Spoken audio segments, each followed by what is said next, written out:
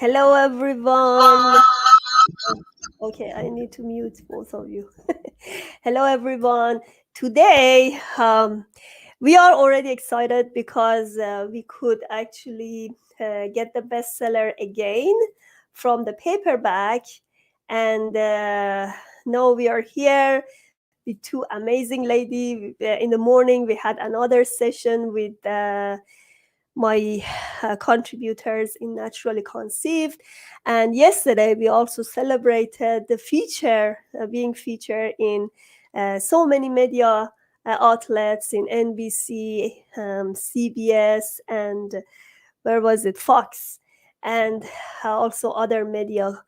Um, very excited to have them here. Today, we have very great comparison between Western and Eastern, how Eastern medicine and Western medicine can help each other for the male infertility. Because we never talk about male infertility, we always talk about female infertility. But today we're gonna touch base on this because we never is not only female to go through the fertility; they have to go together.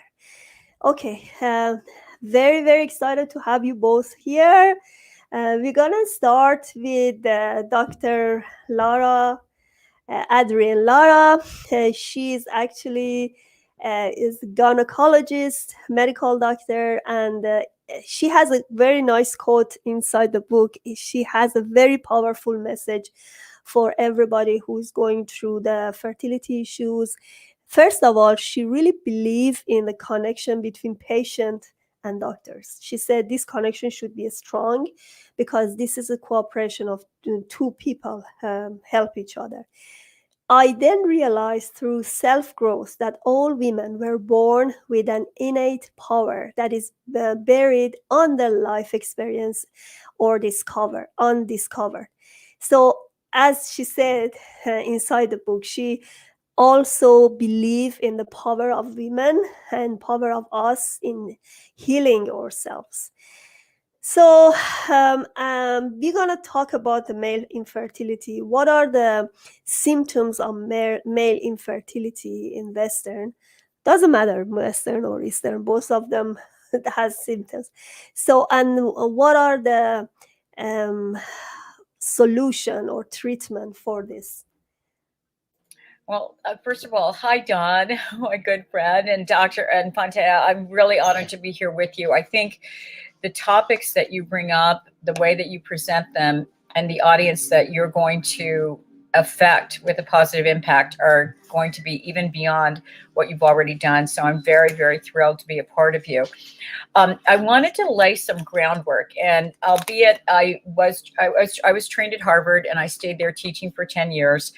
It is, of course, an MD, so we did focus on the allopathic sort of system of healthcare, which was disease-oriented. But regardless, I think that all doctors really want wellness and health for their patients. So that takes us into Dawn's area, which is more the Eastern. So I do think, Dawn, that we're both like intersecting circles in health. And we have to find the intersection more often than we find any kind of opposing views. So that having been said as an intro, I want to set a little groundwork with infertility so that you see the aspect of male infertility and where it plays a role. So we know that about 1 in 10 couples are going to be approaching physicians about questions about infertility. So that's a pretty high number. That has a lot of aspects that Pantea has gone into. But in terms of diagnosis, I've always used, and it's still pretty effective today, the 40-40-20 rule. So when you have a couple who comes into you and they're unable to conceive, with the definition of infertility being no conception with 1 year of unprotected intercourse, no conception with 1 year of unprotected intercourse, and you evaluate them, Pantea's right, you evaluate the couple because there is a 40% chance it'll be a female issue. There is a 40% chance it'll be a male issue, and there's a 20% chance it'll be unknown. And the easiest to treat in this order is going to be the female issue, then the unknown, and the hardest to treat is the male issue. So may I add something here? And I think you have to add some percent for the couples issue, because sometimes Yeah, you do. yeah, You do. It could yeah, overlap. sometimes they marry with someone else later and they don't have any problem. They get pregnant right away. That is an aspect that I'll tell you, there goes the allopathic method. That is an aspect that we see that, but we don't often evaluate when we do a basic infertility workup. You're right. We don't say, well, how are you guys getting along? Do you think your spirits are intertwining? And maybe that's the issue. But we hear that a lot with patients, even who go through infertility work, who then go on vacation and relax and come home pregnant. So I will give you 100%. There are aspects to infertility or to fertility that I will never understand. We will never understand. And I think are really in the hands of God if you want to place that kind of deity on it. So, yeah. And I thought what you were going to say is that there has to be a percentage where it's both male and female. So I've taken care of patients where both male and female had issues. You treat them separately with the same goal. You are going to see men who have problems with fertility having also difficulty with erection, gaining an erection. They'll have difficulty with sex drive or libido, and they will come with their spouse or partner not having been able to conceive. So they'll do a basic workup on the man, which should always include a history and a physical, because there can be things in the history in terms of any disease or any kind of toxins, even toxins that can affect fertility. You have to take a full history in terms of any kind of, for example, the mumps can affect your fertility, anything that could affect the fertility of the adult male. You also want to do a full physical exam. So the doctor will do a full physical exam, including a full exam of the genitalia, examining the penis for the actual the what do I want to say, the direction of with Peyronie's, with the people who have, or men who have a little bit of a bend in the penis can have a trouble with infertility. Also check the testes, because the varicocele, or basically a varicose vein of the testicles, can affect their fertility as well. So that's the workup. You will always get a semen analysis on a man. So that's an ejaculate in a cup that's taken off to the laboratory. And I want to be really clear, because a lot of people always think, oh, I have enough semen, I have enough sperm, there's millions, I have enough. That's not the only thing that we look at. We look at three things when we look at the semen analysis. We look at the number. We look at the morphology, and morph means shape. So we look at the shape. Some of them aren't shaped correctly or don't have the correct little head on them. It looks like a little cap that shoots enzyme to enter the egg to fertilize it. And we also look at motility. Believe it or not, I've looked at semen analysis or semen samples, and some of those little spermies don't know where to go. You'll see them circling around, and you want all of your sperm to be, of course, swimming forward. So we look at a lot of things. The other thing that I want everyone to know is that when you evaluate a semen analysis, you always get two. You always get two. So you get two of them, the first to verify the second. And certainly if there was an abnormal, you want to make sure that the abnormal was a true evaluation. So that's the basis for our conversation, I think. And I'll step back now. Hi. So I love that. That is wonderful.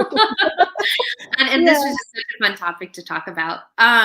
It's interesting. So from Chinese medicine perspective, right, we talk about there being a couple of foundational issues typically with male fertility. One of them is what we call liver qi stagnation or stagnation. Kidney challenges, kidney deficiency, and that kidney deficiency can either be kidney yin, kidney yang, kidney qi, or kidney essence.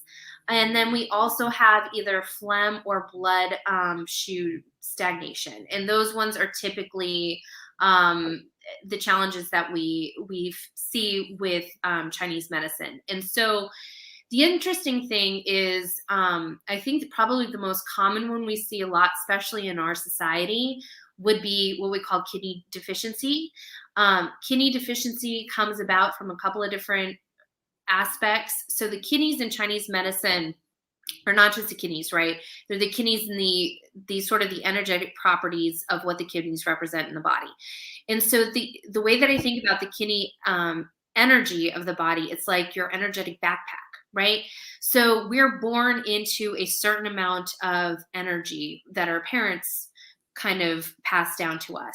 And then what ends up happening is based upon how we eat, based upon how we take care of ourselves, our lifestyle, all of that, we can either add or subtract. And so we live in a society where people are go, go, go, go, go all the time. We're drinking coffee. We're not sleeping enough. Even like a lot of sexual activity can deplete that kidney essence in Chinese medicine theory.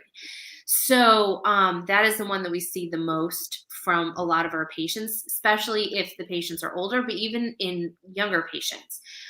Typically the symptoms that you know that you're having some sort of kidney deficiency, it's typically low back pain, which, and it can be like chronic low back pain, sort of like an ache, constant ache, low back pain. Another one is chronic fatigue, and then of course libido issues.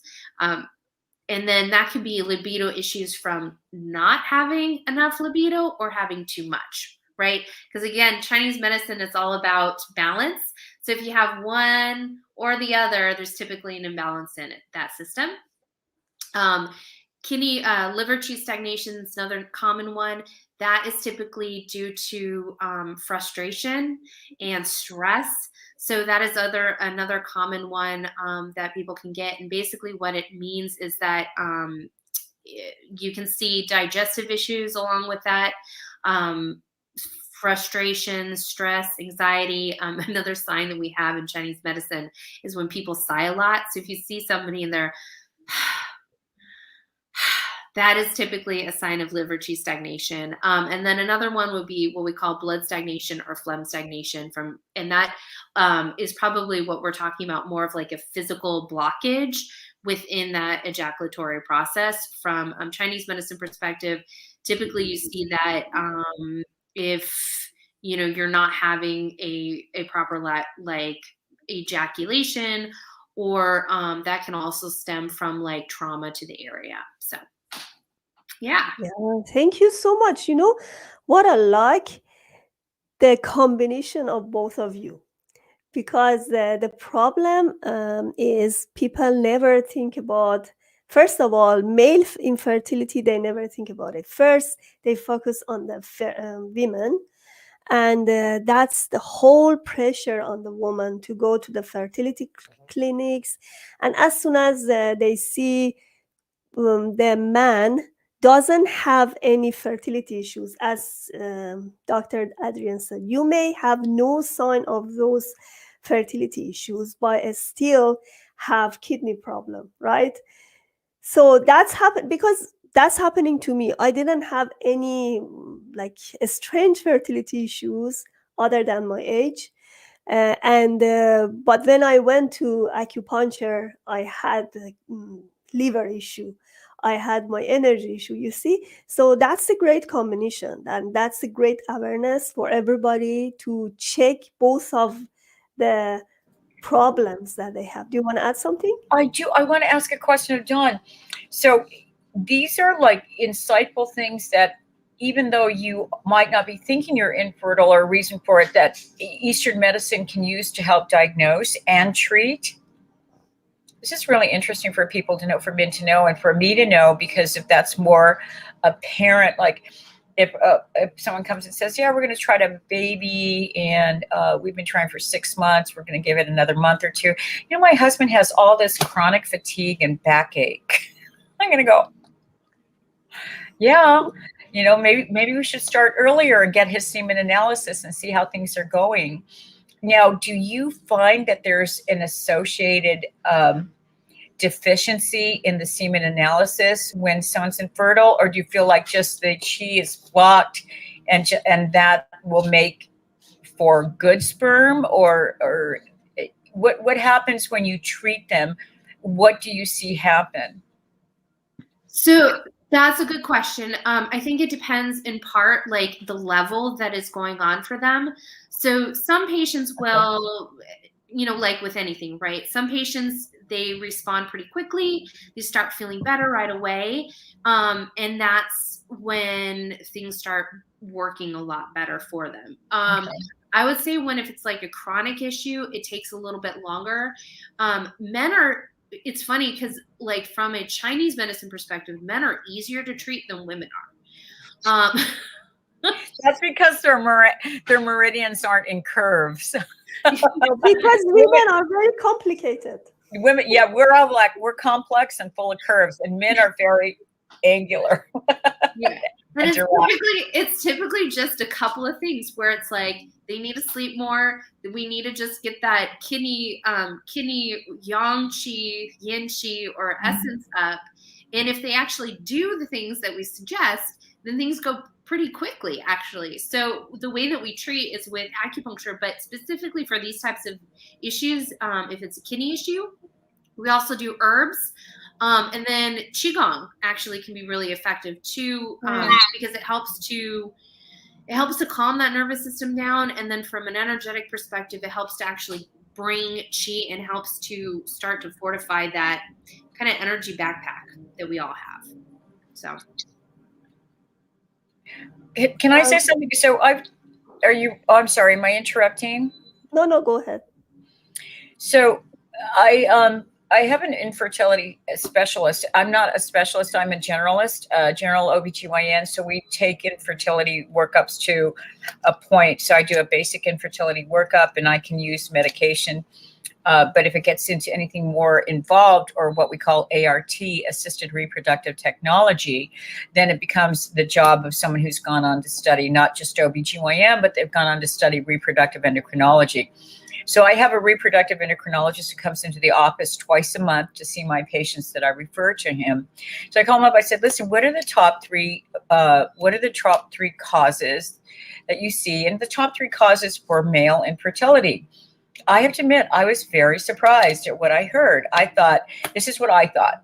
I thought, oh, you're going to have azoospermia. They're not making sperm, or they have a low sperm count, and you're going to find alcohol and pot and all that sort of thing. You're going to find these toxins. And instead, he came up with, no, the top 3 are, number 1, testosterone supplement. So men who are using testosterone supplement, which is a sex steroid hormone, are tricking their body into not making enough sperm. So in other words, you get it, Dawn. I saw your face. I saw a light bulb. I'm taking testosterone because I want a better libido, and because I know it helps me build muscle mass, and I want to be more manly.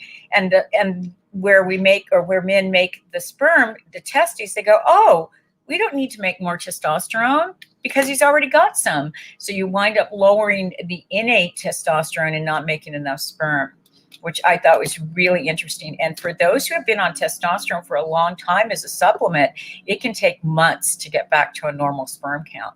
So it's very interesting. So that's something that I wouldn't have thought. The second most common reason, and this would have seemed obvious, but it wasn't one of the ones I thought of, was a vasectomy. You know, which that totally was off my radar. But certainly if a man has said, and all doctors will counsel men that a vasectomy is permanent, where they take and they actually cut a piece out of the vas deferens. And the vas deferens, you think of a little bridge from the epididymis. You store the sperm in this little refrigerator, and then it goes over a bridge and gets into the semen. Well, if you cut the bridge, you can't get it out of there. The sperm still is made, but it can't get across because the bridge has been cut. And so people who've had vasectomy will come in, and that's the cause of their infertility. I had a vasectomy, and now I'm in my second marriage, and we want to have a child. And surprisingly enough, since it's just a mechanical method, actually reanastomosing or hooking up the bridge again actually has up to an 80% success rate. But you want to do it within 10 years because there's been a lot of scar tissue forming. So with those who have had a vasectomy within 10 years and then try it, it's a very successful surgery. Very, very successful surgery. So I just thought that was really funny. But the third reason, and this made sense to me, and I don't know if you want to springboard off of any of these, Dawn, but the third reason for male infertility was diabetes. And so we know that the rate of diabetes in the United States has gone up, and it is coincident with obesity. We have a 60% obesity rate in adults, and it's supposed to be 35 to 40% in children. In my community, it's a lot more. I think it's cultural. here, but obesity in adulthood can be seen with diabetes as a type 2, and diabetes itself, because of its circulatory problems that ensue, can cause problems with erection and ability to produce sperm. So it was very interesting to me. Testosterone supplements, vasectomy, and diabetes were causes of male infertility. So that's interesting, because that would be what we would diagnose in Chinese medicine as blood and qi stagnation and fluid stagnation. And right? That's why I wanted to say that, because it just tied in. So it makes perfect sense. Mm-hmm. There we go, intersecting again. Yeah, and that's very true. And I think that I can tell you a personal story. It would be very brief, but when I went through infertility in Boston, I went through 3 years of infertility care, and certainly one of the things that I did was seek acupuncture. And so I would go every week for acupuncture with Bowen Lee. I think I told you he was one of the professors at the New England School of Acupuncture. And he had a 60% pregnancy rate. And I used to tease him, because I used to say, I know why you're getting this pregnant. And he'd go, why is that? I said, it's not about my meridians. You're clearing those. That's great. But it's because I'm a type A personality, and you make me lie here with 35 needles in my body for an hour, and I have to relax. I have nothing else to do. And so, there was some truth to that, but he thought that was funny. But, so yeah. I was just going to say, I joke about with my patients all the time, because I think, honestly, I feel like it's forcing you to lay still and be present that creates the biggest healing for us, because we don't do that in our society at all. We underestimate that need, that body. We turn our cars off when we park them. Hello.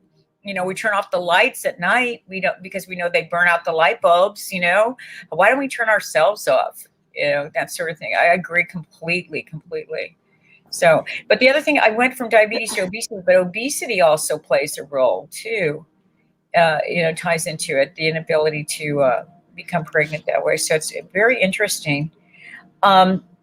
How do when you work with men with infertility, I know the male ego is very interesting to me. I adore men. I have a 27-year-old son, and I just adore men. I think I love their simplicity, their directness, the way they think. They're so methodical. They're everything that I'm not, which makes sense. But anyway, the men in my practice, when I approach them about infertility, they often like to bluff off with, oh, I make a lot of swimmers, or I have a lot of sperm, and they think that's it. I said, yeah, you do. You likely very do, because azoospermia, or lack of sperm, is a very rare sort of rare episode, and low sperm count is not that rare, but it's also not that common. So you encourage them, everything's all right, but we want to make sure that everything is all right before we start to work towards conception, because we want to know that I always tell them that we're not shooting blanks, okay, and that sort of thing. And so it works with them. You have to talk to them in a way that they feel comfortable, I think. Do you find that to be true with your, So it's funny. I feel like it's partially cultural too. So I'm in the South, right? So yeah. Well, I'm with Mexicans, so they're very macho. Very macho. So I don't see as many men, and it's interesting, because I definitely talk to my female patients about that. Most of the time, though, if they're seeking out acupuncture, it's because they're not. I have one patient right now, one couple, but the majority of them are all women. And I think in part, like, it was different in California. So I think in part it is a societal thing here. There's definitely, acupuncture in and of itself is very strange in South Carolina. But then to, like you mentioned, it's definitely, I think you have to be very gentle in how you talk about it, with especially here. So, but that's interesting. Yeah, I definitely have found that it's an interesting conversation to have, for sure, even with my female patients. So they feel comfortable coming in, but like I said, I currently only have one couple, working with both of them. So I can really believe that. I think in California, reputation or not, or good reputation or not, but we are open to, integrated forms of healthcare, really, really open to them. I mean, just the fact that I used acupuncture even though I was in Boston with my care, and I've always used integrated forms of healthcare with my patients. It was important for me as a doctor to know that I didn't know everything and couldn't do everything, and I don't have an ego about that, and that and that the body is so much broader, bigger, and better than what I know it to be or what I can treat. And that's why we should bring in other forms of treatment. And with infertility, it's just really important because so many things affect. It's just miraculous that people get pregnant at all, because there's so many places along the way where things could kind of, hit a roadblock or hit a speed bump. So it's just miraculous. I'll never stop saying how miraculous the human body is, but how absolutely miraculous giving birth is, and being able to be pregnant. I just think that's wonderful. So the men in my practice, though, and maybe that is cultural to California as well. I've been really fortunate in that most of the patients that come in with infertility to my practice come in with their spouses, which I've found. I always make an effort to tell the husband or the partner, the male partner, how much I respect them, and how much, how important it is that they're there, and how much it means to not just me, but most importantly to the patient. So I'm really pleased when the couples show up, together. So you talk, I know. I try. Dawn Garrison didn't introduce herself in the beginning. So oh my gosh. She's a doctor of acupuncture, oriental medicine, and traditional Chinese medicine. And one of the part of the book is about her. She said the pain and grief from trauma can remain in the womb for years until it's acknowledged and healed. I love this part because she said there is a connection between heart and womb, and biome, and Bilao. It's the Bilao channel. Okay, and then she said if this connection is broken, then you may have some fertility issues. What is this channel into men? Do they have the same channel? So it's not quite the same. So in Chinese medicine, there's different types of energy centers. And this is also kind of moving in a little bit more into, I would say, like Qigong aspect. So we have what are called the Dantian. So we have the lower Dantian, the middle Dantian, and the upper Dantian. And so they're like basically energy centers. So a lot of what we're focusing on is that lower Dantian, is that lower reproductive area.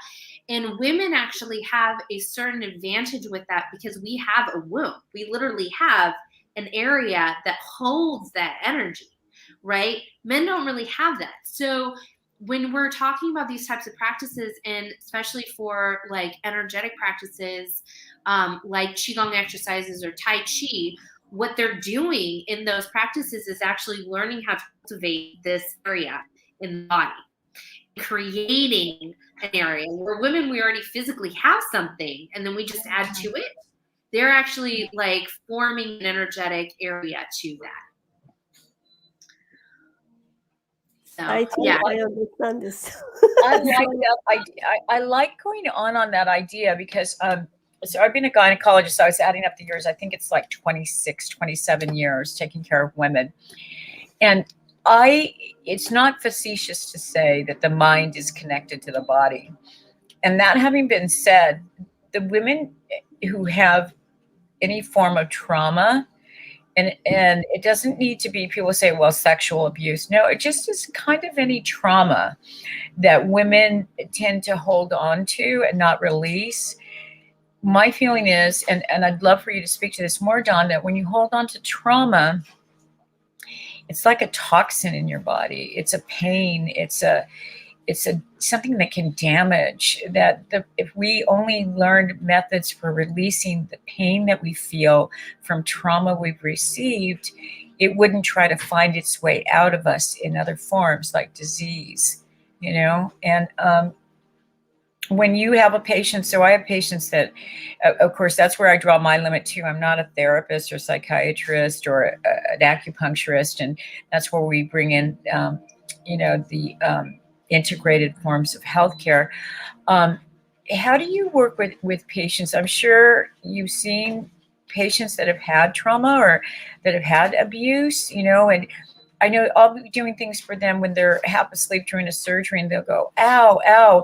And I'm not near a place and I go, what's wrong? That's where my husband used to kick me when he abused me. Things like that. Things come up. And I stop at that moment and I pray it out of them. I just mantra, this pain will never come back to you. We're now releasing it from you. I'm taking it from you. It cannot hurt you again. It will not hurt you again. You will never feel this pain again, and it will never penetrate you. That sort of thing. How do you tie in acupuncture with trauma and pain, especially in the pelvis? That's a really good question. I'm really curious. Yeah. But before I say, I love you so much. That is the sweetest thing in the world that you said. I wish everybody did that. That's amazing. So I didn't realize you did that. It's just yes. Anyway, I'm all teary. Because it needs to be done, Dawn, because we are one.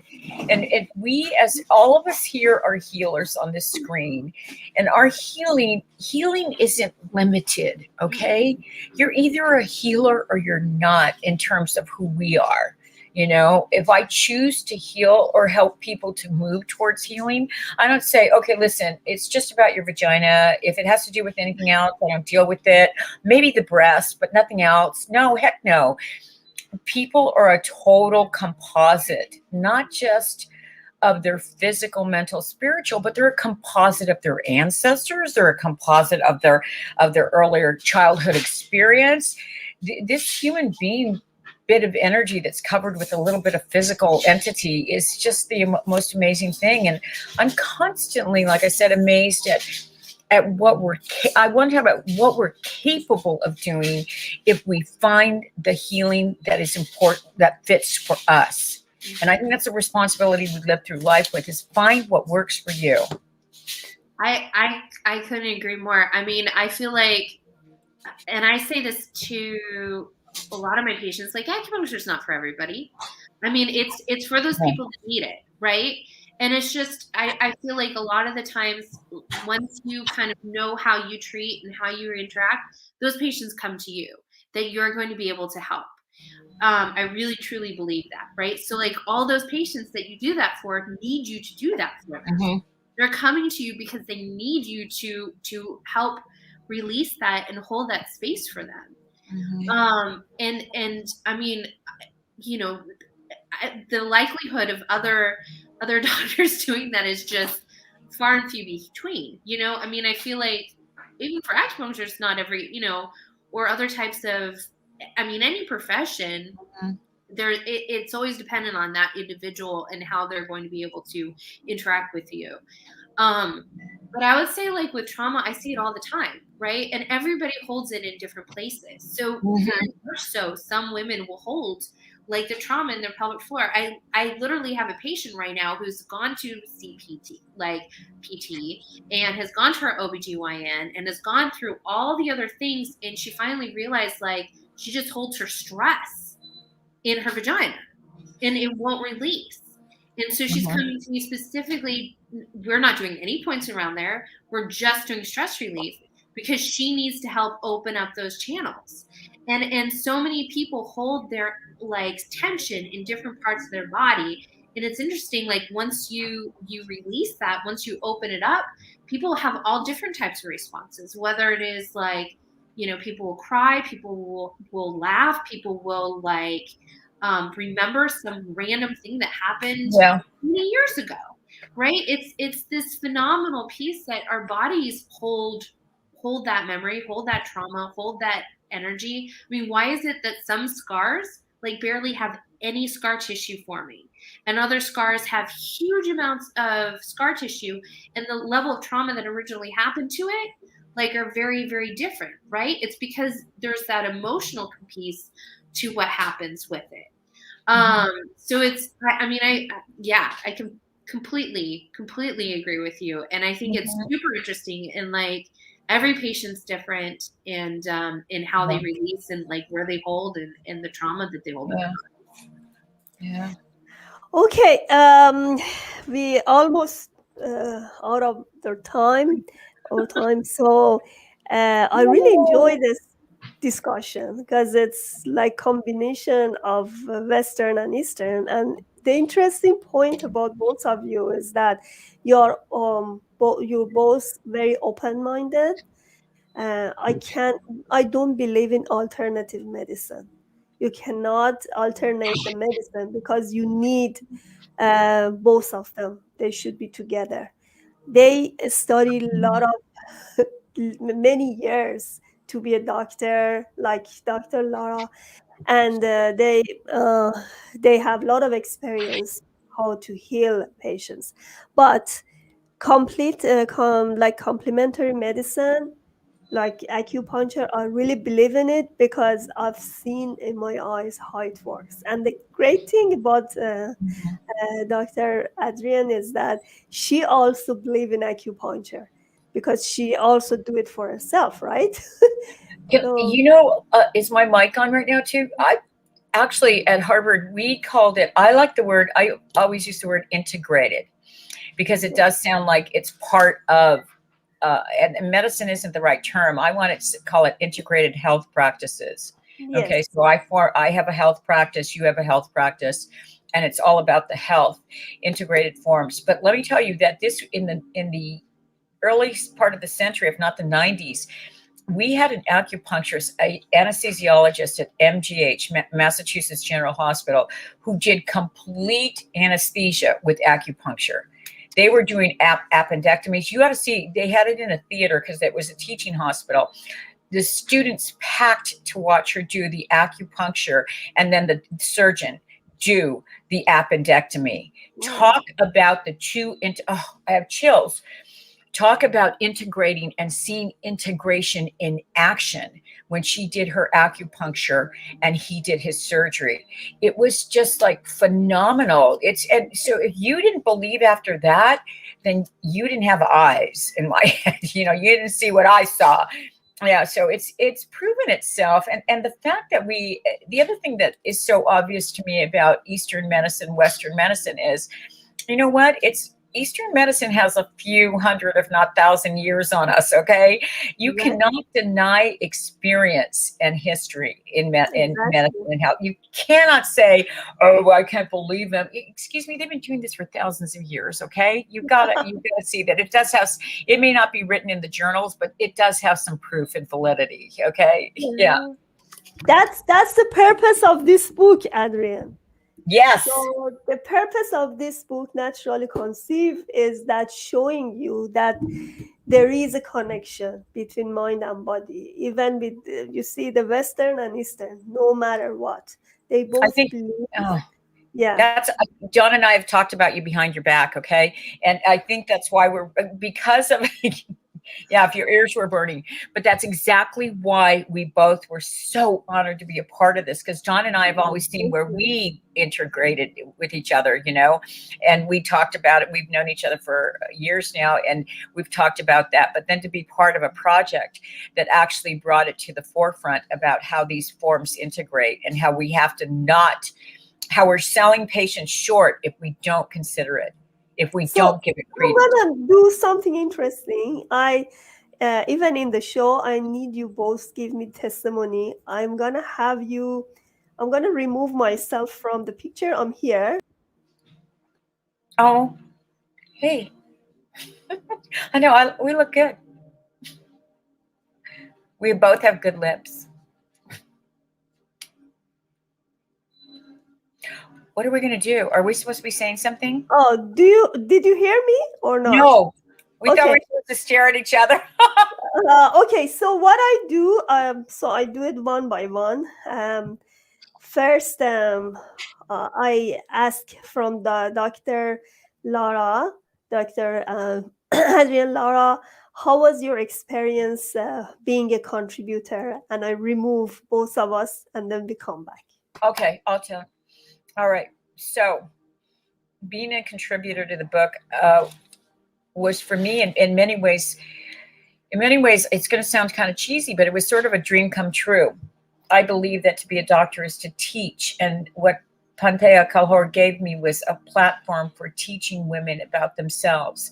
I think that if women learn about their bodies, that it's knowledge that can help them to take better control of their bodies. We talked about PCOS and endometriosis. Both of those are disease entities that we see, or conditions, we'll call them conditions, that we see in medicine that many, many women find debilitating. And I think what we did in those chapters was teach them that it's not debilitating, that maybe they haven't had the right information about it, that as they learn to care for their bodies and balance the things that they need to balance that are out of balance with endometriosis or out of balance with PCOS, that they then can create a healthier, happier self for them, and they can get pregnant. So I think what we did was we did teaching, which was tremendous because helping women to learn about their bodies helps them to care for it. And we also did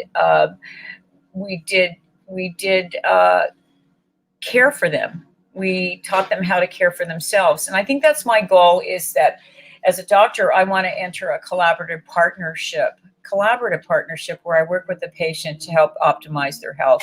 And working on this book with Pantea gave me an opportunity to do that. It was amazing. Plus, she's brilliant. She's so much fun to work with. I think we laughed through the entire thing, which was fun. And so this is, to me, my relationship with her is only a beginning, because I see great things to come. So thank you. Thank you so much. Yeah. Thank you for being part of it. That was a great project, and we've done it very successfully from the beginning till the end. Everybody cooperated, and that was amazing. I had great reviews from all of them, and we hit the bestseller. Today we hit the bestseller again in a paperback, because we had the launch for paperback as well. And also we could be featured in more than 100 medias, in Fox, CBS, and NBC, and that's a great success. Is not only that, that's because we gotta share this message with everybody. Mm-hmm. So let's add Adrienne, and let's add my friend Dawn. Yeah. All right. So let's tell me now about your journey with me and the book contribution.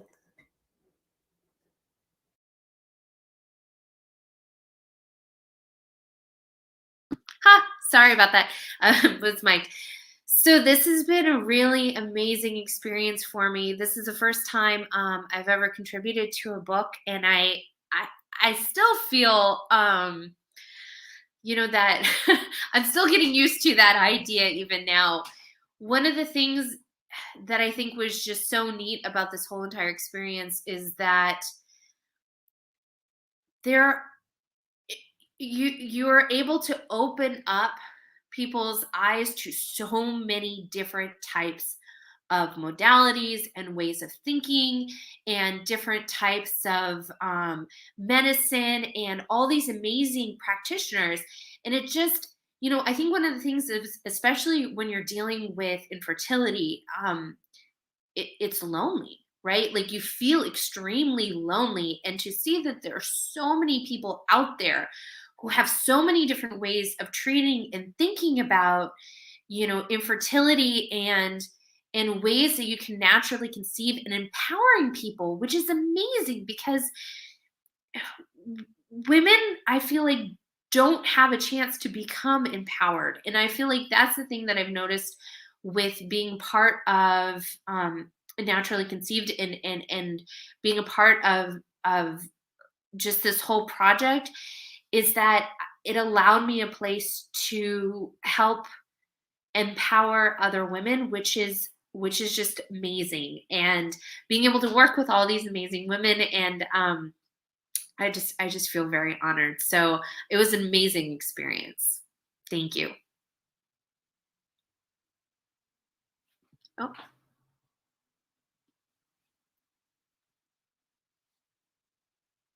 Oh, I think both of you are muted. Oh, okay. Yeah.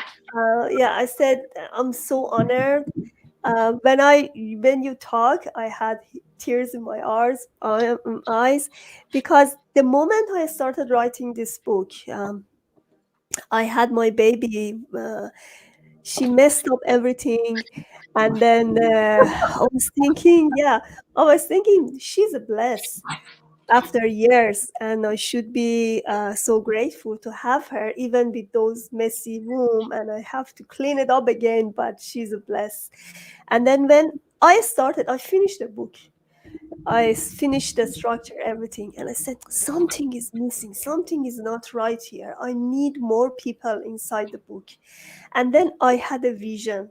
I had a big vision that I have top fertility experts, holistic medicine practitioners, psychologists, and I don't know how this happened. I think when your frequency is in the right mood, everything happened just in right place, and then you can't believe it. I actually recorded a video while writing my book. In the video, I said, uh, I am featured, naturally conceived is featured in NBC, CBS, and Fox. So I had this vision. I already Wow. recorded the video. I knew that it's gonna happen. I knew that it's gonna get the bestseller for a few times, and it's gonna. I was 100% sure that it's gonna be a very successful project, because all of us put a lot of heart in it. Is not. This is not the status. This is not about the best selling. This is not about the how many books we sell or how many we have. This is about the message. And because I knew when I had my baby in my arms, I knew that is the beginning. And I can just play very a small part in this role, because there are lots of women going there without knowing they have a lot of great women here. There are a lot of great experts they can help. And they just go in the cycle more and more with the IVF and expenses. They lost their house, they lost their Yeah. dream, just because they don't know how to treat themselves, because they don't believe in acupuncture, they don't believe in holistic medicine. And that's hopefully even 10% they can believe more in this and this book, because I was 100% sure I am not only one can write this book, because the only thing I could write was about my own fertility journey. But you see, Dr. Lara has her own fertility journey. She already talked about it inside the book. Dawn never had a fertility problem. She's young, and she never had this, but she helped a lot of women to go through this process. And I'm so honored this project is finished, but it's still going. We're still contributing each other. We're still going to summits and podcasts, everything together. And after this book, I'm gonna start my new book about the chronic disease, because that's what I believe, that when I talk to people about the fertility, they said, what about the chronic disease? Because fertility is a very narrow niche, but chronic disease, a lot of women or even men have it. And you're mute, Adrienne. Uh, There we go. yeah, It's a good yeah. I topic. said Yeah. it's a lot of women, people have it, and the problem is they take the same medication for 23 years. I remember I had some of like friends, they said 23 years same medication and nothing happened. They just get the relief from the disease, and they still have it. But there are lots of way for healing, like acupuncture, or maybe there are some pieces of puzzle there in your body, your kidney issue, your liver issue, because you're not going to talk about it in conventional medicine, right? There are a lot of pieces that they should work together. Like there should be a unity between between the holistic medicine and conventional medicine. Yes. Do you have your last word? We're gonna finish soon.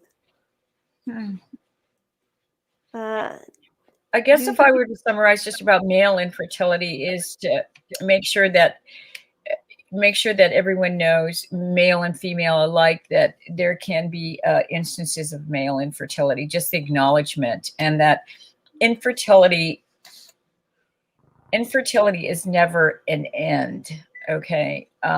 It is never a final answer, that there is always a way to find out in what way you are fertile. And if you can't conceive, it doesn't mean that your ability to parent is over, or your ability to feel fertile as a woman is over. So I don't like thinking of infertility as the end of the road. I'm not sure how to define it, because I think I never really quite defined it for me when I was told, okay, that's it, we tried everything, so I'm not sure how to define it. I just don't want women to think that that's where it stops. Okay. And those are the two things I would say. Thank you so much. What about you, Dawn? I mean, I would say something very similar. I feel like you hear that word infertility and people's lives just crash and burn. I mean, it is one of the most painful things that you can possibly be told, especially when you've been trying. And there are so many different ways to be present, and it doesn't mean there's nothing wrong with who you are as either a male or female because you have that diagnosis, right? It's like, that doesn't mean that you're any less of a human being or any less of who you are. It just means that there is, some blockage, there's something that's out of balance, and it may or may not be able to get into balance, but it doesn't mean that who you are as a human being, as a spirit, as a soul here in planet Earth, is that there's anything wrong with you. And I think so many times people think that, right? This equals that. And it doesn't. Yes. Thank you so much for being here. Hopefully we see you in another summit, another book, or another collaboration with a big project. Thank you so much. Thank you for the opportunity. Thank you. Yes. Thank you. Please subscribe to Kalhor channel and order my book Naturally Conceived through Amazon. Thank you for watching.